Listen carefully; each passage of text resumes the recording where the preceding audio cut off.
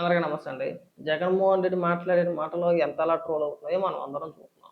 మరి రీసెంట్‌గా మావిగన్ అన్నాడు. నిన్నొచ్చి మళ్ళీ విజయవాడ అన్నాడు. సోషల్ మీడియాలో విపరీతంగా ట్రోల్ చేస్తున్నారు. నారా లోకేష్ గారు కూడా కొన్ని కామెంట్లు చేశారు. మావిగన్ అన్న అంటాడో లేదంటే బెంతాహాయ్ అన్న అంటాడో ఏం పోయింది. ఎలాగో చెడగొట్టడానికే ఉన్నాడు కదా అని చెప్పేసని నారా లోకేష్ గారు కూడా కొన్ని కామెంట్లు చేశారు. అయితే మా హార్పిక్ రెడ్డి గారికి బీపీ ఎక్కువ. ఆ జగన్మోహన్ రెడ్డి గారిని ఎవరన్నా ఏదన్నారంటే ఈడు బీపీతో పోయేలాగా అరిచేస్తా ఉంటాడు. ఈడు మాట్లాడితే ఏమని మాట్లాడతాడంటే మా మా మా నినాదం మావిగండి చాలా మాటలు మాట్లాడాడు. ఒకసారి వినిపిస్తామన్నాడు. వినిపించిన తర్వాత ఈశ్వర్ గారితో ఒక వీడియో ఉంది. మీకు జూనియర్ ఎన్టీఆర్ గారి సినిమా 'అరవింద్ సమేత' సినిమా ఐడియా ఉందా? అందులో ఒక డైలాగ్ ఉంటుంది. Torch bearer dialogue. Jaganmohan Reddy 3 రాజధానులు ప్రకటించిన తర్వాత ఆ టార్చ్ బేరర్ డైలాగు జగన్మోహన్ రెడ్డికి సూట్ అయ్యేలాగా జగన్మోహన్ రెడ్డికి ఆపాదించి అయ్య బాబోయ్! మామూలు భజన చేయలేదు. అది కూడా వినిపిస్తాను ఒకసారి వినండి. జగన్పై లోకేష్ విసురులు హ్మ్. నేడు మావిగన్ను రేపు పెద్దాహం అని జగన్పై లోకేష్ విసురులు అంటారు. మాది మావిగన్నే మచిలీపట్నం విజయవాడ గుంటూరు 110 కిలోమీటర్ల రాజధాని రావాలి జగన్ కావాలి మావిగన్. నీకు అసలు సిగ్గు అనిపించట్లేదు ఏంట్రా వెంకటరెడ్డి? గతంలో 3 రాజధానులు అన్నప్పుడు ఇదే వెంకటరెడ్డి గారు సాక్షిలో కూర్చొని పరిపాలన వికేంద్రీకరణ అండి, అభివృద్ధి వికేంద్రీకరణ అండి, 3 ప్రాంతాలు బాగుపడాలండి, విశాఖపట్నం గొప్ప సిటీ అని ఇదే మాట్లాడేది సాక్షిలోకి వచ్చాను. ఇవాళ పెద్ద పెద్ద కేకలేస్తున్నాడు ఇక్కడికి వచ్చి. ఎస్ మా నినాదం మావిగన్నే. మహా అయితే ఇంకో సంవత్సరం 2 సంవత్సరాలు అంటారు మావిగన్ అని చెప్పేసి. ఆ తర్వాత బెంతాహాయే. నారా లోకేష్ గారు చెప్పినట్టు మీ బతుకంతా బెంతాహాయే, ఇంకా అందరూ తిరిగేం లేదు ఇంకా.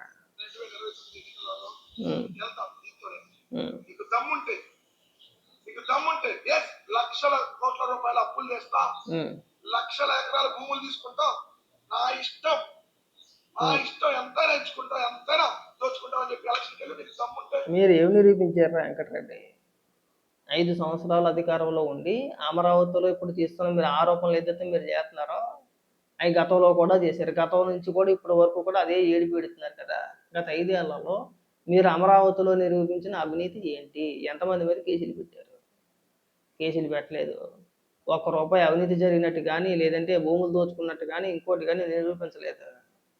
మళ్ళీ సేమ్ రొట్ట డైలాగులు, సేమ్ అదే రోతం మళ్ళీ మొదలెట్టేశారు.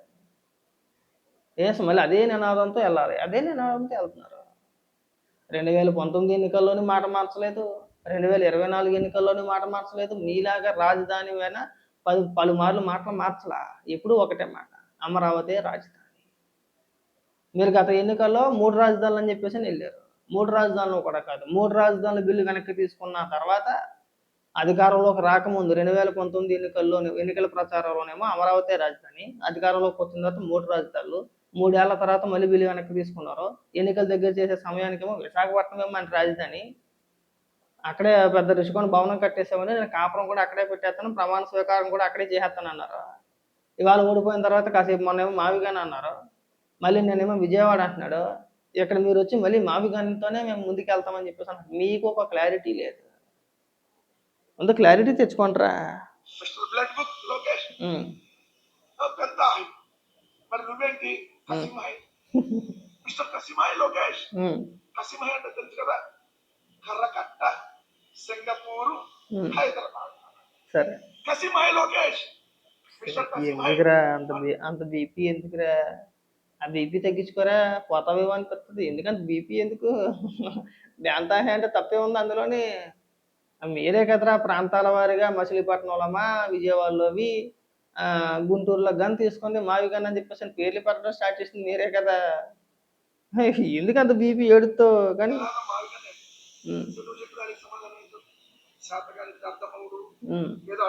అధికారంలోకి వస్తే మీ నాన్నని అరెస్ట్ చేస్తే ఢిల్లీ వెళ్ళి అమిత్ షా కాళ్ళు పట్టుకున్నావు, సిగ్గులేని బతుకులు. నువ్వు మాట్లాడు. మా జగన్మోహన్ రెడ్డి అరెస్ట్ అయినప్పుడు 16 నెలలు జైల్లో ఉన్నప్పుడు ఎవరు వెళ్ళారు ఢిల్లీకి అందరికీ తెలిసిందే. మన ఒకటి పెద్ద పెద్ద ముద్ర మాటలేం మాట్లాడవసరం లేదు. జగన్మోహన్ రెడ్డి ఏమో సుతపోసా కాదు. మీరు కావాలని చెప్పేసి చంద్రబాబు నాయుడు గారిని ఏదో రకంగా జైల్లో వేయాలి, ఏదో రకంగా లోపల వేయాలి. నేను 16 నెలలు జైల్లో ఉన్నాను కాబట్టి చంద్రబాబు నాయుడు గారిని కూడా లోపల వేయాలనే ఉద్దేశంతో మీరు పెట్టిన కేసు అది. నారా లోకేష్కి ఢిల్లీ వెళ్ళిపోయి ఢిల్లీ వెళ్తే అరెస్ట్ చేయలేరా మీరు? చేయాలనుకుంటే ఎక్కడి నుంచైనా చేయొచ్చు. ఎక్కడ ఉంటే చేయాలా? రఘురామకృష్ణరాజుని హైదరాబాద్ నుంచి ఎత్తుకురాలేదా? ఒక ఎంపీని రఘురామకృష్ణరాజు గారిని హైదరాబాద్ నుంచి ఎత్తుకొచ్చారుగా. మరి అలాంటప్పుడు నారా లోకేష్కి ఢిల్లీలో ఉంటే ఏమైంది? ఎత్తుకురావాల్సింది వెళ్ళి తీసుకురావాల్సింది కేసు పెట్టి. ఎందుకు తీసుకురాలేకపోయారు? ఎందుకు పెట్టలేదు? అంటే ఢిల్లీ వెళ్తే వదిలేస్తారండి? పనికి మాల పోరంబోకు. ఈ తండ్రిని అరెస్ట్ చేస్తే నిన్ను కూడా అరెస్ట్ చేస్తారని పారిపోయి ఢిల్లీలో దాక్కున్నా పిల్లి నువ్వు మిస్టర్ కసిభాయ్ లోకేష్. సరే, ఢిల్లీ వెళ్ళి అమిత్ షా కాళ్ళు బూట్లకి దండాలు పెట్టి నేను ఎప్పటికప్పుడు ఏడే పెట్టిలోనే బీపీతో ఖచ్చితంగా పోతాడు. అంత బీపీ పెరిగిపోతుంది వీడికి.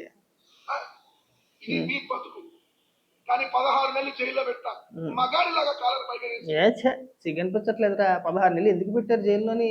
ఏమైనా పోరాటాలు చేసాడా, ఉద్యమాలు చేసాడా, లేదంటే ఎవరికైనా ఎవరి తరపున న్యాయం కోసం పోరాటం చేస్తే జైల్లో వేసారు అనుకున్నారేంటి? 16 నెలలు జైల్లో ఎందుకు వేసారు? తండ్రి అధికారాన్ని అడ్డం పెట్టుకుని లక్షల కోట్ల రూపాయలు దోచేసాడు అనే అభియోగాలపైన దాదాపు 36 కేసులు 37 కేసులే పెట్టారు. 43,000 కోట్ల రూపాయల ఆస్తులు ఈడీ జప్తు చేసింది. ఆ విచారణలో భాగంగా జగన్మోహన్ రెడ్డిని 16 నెలలు జైల్లో వేసారు. 16 నెలలు జైల్లో వేసినంత మాత్రం మా అన్న మగాడురా. అంటే ప్రజల సొమ్ము దోచేస్తే మగాడా? పైకి ఇక్కడికి వచ్చి ఎదవ ఎలివేషన్లో వెంకటరెడ్డి అంటాడు. ఇంకా మాట్లాడు. బయటకు వచ్చి ప్రజల కోసం నిలబడ్డారు మా నాయకుడు. అది మగాడి లక్షణం. జగన్మోహన్ రెడ్డి మగాడి లక్షణం మనకు తెలుసా బాబు. రోజుకో మాట మాట్లాడతాడు. మగాడి లక్షణం అది ఎవడన్నా అంటాడండి? ఒకటికి ఒక మాట మాట్లాడితే ఎవడైనా మగాడి లక్షణం అంటాడా? మాడగాడి లక్షణం అంటాడా? ఎవడైనా అలాగే అంటాడు. మీరు గతంలో రాజధాని గురించి మాట్లాడిన వీడియోలు వినిపిస్తా తొందరపడదు. మాకు ఆ ఈశ్వర్ గడి వీడియో ఉంది, ఇంకా అది వినిపిస్తాను చూద్దరు. కానీ గతంలో మీరేమని మాట్లాడారు? జగన్మోహన్ రెడ్డి వాషింగ్టన్ డీసీలా కట్టేస్తాను అన్నాడు. హైదరాబాద్ మించిన నగరాన్ని అమరావతిలో నేను నిర్మించేస్తాను అన్నాడు. అమరావతిలోనే ఇల్లు కట్టుకున్నాను, ఇక్కడే ఉంటాను, ఇదే రాజధాని అన్నాడు. అధికారంలోకి వచ్చిన తర్వాత 3 రాజధానులు అన్నాడు. 3 ఏళ్ళకి మళ్ళీ 3 రాజధానుల బిల్లు వెనక్కి తీసుకున్నాడు. ఎన్నికల దగ్గరికి వచ్చే సమయానికి విశాఖపట్నం రాజధాని అన్నాడు. విశాఖపట్నం వెళ్ళిపోతాను, కాపురం పెడతాను అన్నాడు. ఓడిపోయిన 2 ఏళ్ళ తర్వాత మావిగన్ అన్నాడు. నిన్నేమో మళ్ళీ విజయవాడ అన్నాడు. మరి మగాడు అనాలా, మాడాగాడు అనాలా? మగాడు అనాలా, మాడాగాడు అనాలా? మాడాగాడనే అనాలా. మీరు నోటుకు వచ్చినట్టు మాట్లాడతాం, మేము అలాగే మాట్లాడతాం. గుర్తుపెట్టుకోరే బాగా. ఏదో చేతిలో అధికారం ఉందని చెప్పి పిల్లి పులైపోదు లోకేష్. అధికారంలో ఉంటే ఆ అధికారం మదంతో పిల్లి కూడా పుల్లలాగా ఫీల్ అయితేమో. నువ్వు పిల్లివి. మీరా నువ్వు ఎందుకు ఫీల్ అయిపోతావు? నువ్వు చాలా ఆవేశపడిపోతున్నావు. నువ్వు బీపీ తగ్గించుకుంటే మంచిది. కాస్త ఉప్పు కారం తగ్గించు. ఆ బీపీ టాబ్లెట్లు ఏమైనా ఉంటే వేసుకో. కొన్ని రోజులు డిబేట్లోకి రా. మాకు జగన్మోహన్ రెడ్డిని ట్రోల్ చేస్తారు. ఈ మావిగాని అంశం పైన జగన్మోహన్ రెడ్డిని ఇప్పుడులో వదిలే ప్రసక్తి ఏమి లేదు. ఖచ్చితంగా ట్రోల్ చేస్తారు. ఇకపోతే ఇదే 3 రాజధానుల గురించి సాక్షి యాంకర్ ఈశ్వర్ గారు ఏం మాట్లాడాడో ఎందుకో ఈడి వీడియో కూడా ఉంది. ఇగో గతంలో నువ్వు మాట్లాడిన వీడియోనేరా, విను. వికేంద్రీకరణ, పరిపాలన వికేంద్రీకరణతో పాటు అభివృద్ధి వికేంద్రీకరణ, అంటే అధికార వికేంద్రీకరణ జరిగేటట్టుగా జగన్మోహన్ రెడ్డి గారు ఒక నిర్ణయం తీసుకుని ఉన్నారు. కాబట్టి ఆ నిర్ణయం ప్రకారం ఈరోజు ఆంధ్రప్రదేశ్ రాష్ట్రంలో ఉన్న 13 జిల్లాలు అభివృద్ధి చెందేటట్టుగా ఒక మాస్టర్ ప్రణాళికను జగన్మోహన్ రెడ్డి గారు రూపొందించారు. సో ఆ ప్రణాళిక ప్రకారం ఏ ఒక్క ప్రాంతం అయితే అన్యాయం జరగదు, అన్ని ప్రాంతాలని సమానంగా చూస్తాం. ఒకే ప్రాంతంలో అభివృద్ధి అనేది దీన్ని ఏమనాలరా? ఈ మొగోడు మాట్లాడాలా, మాడగాడు మాట్లాడాలా? ఇప్పుడు నువ్వు మావిగాని అన్నావు కదా, గతంలో 3 రాజధానులు అన్నావు కదా, మరి ఇప్పుడు నేను ఏ జోడించు కొట్టాలరా? దీనికి సమాధానం చెప్పు. ఉండు, ఇప్పుడు టార్చ్ బేరర్ వీడియో చూపిస్తాను చూడు. ఇదిగో మీ సాక్షిలో మీ ఈశ్వర్ గారు ఇదిగో 3 రాజధానులు ప్రకటించిన తర్వాత కొట్టిన డైలాగులు, కొట్టిన భజన ఒకసారి వినిపిస్తా, విను. ఆలోచన మారుతుంది. సినిమా వాళ్ళు దాన్ని ట్రెండ్ అంటారు, వ్యాపారవేత్తలు ఫ్యాషన్ అంటారు, రాజకీయ నాయకులు తరం అంటారు, సామాన్య జనం జనరేషన్ అంటారు. కానీ ప్రతి జనరేషన్ లోనూ ఒక్క పార్టీ ముందుకు తీసుకెళ్లేవాడు మాత్రం ఒక్కడే వస్తాడు.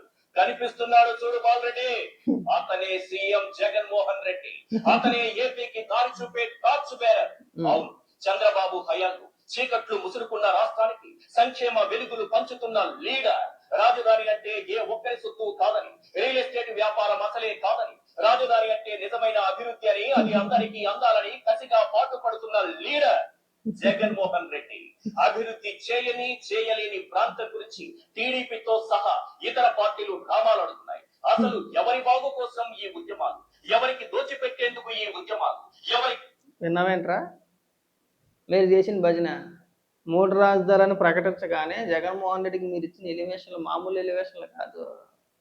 టార్చ్ బేరర్ అండి, టార్చ్ లైట్ అండి, ఎరగదీసేస్తాడంటే ఇంక విశాఖపట్నాన్ని ఎక్కడికో తీసుకెళ్ళిపోతారండి. అంటే ఒకరా అండి, ఇద్దరా?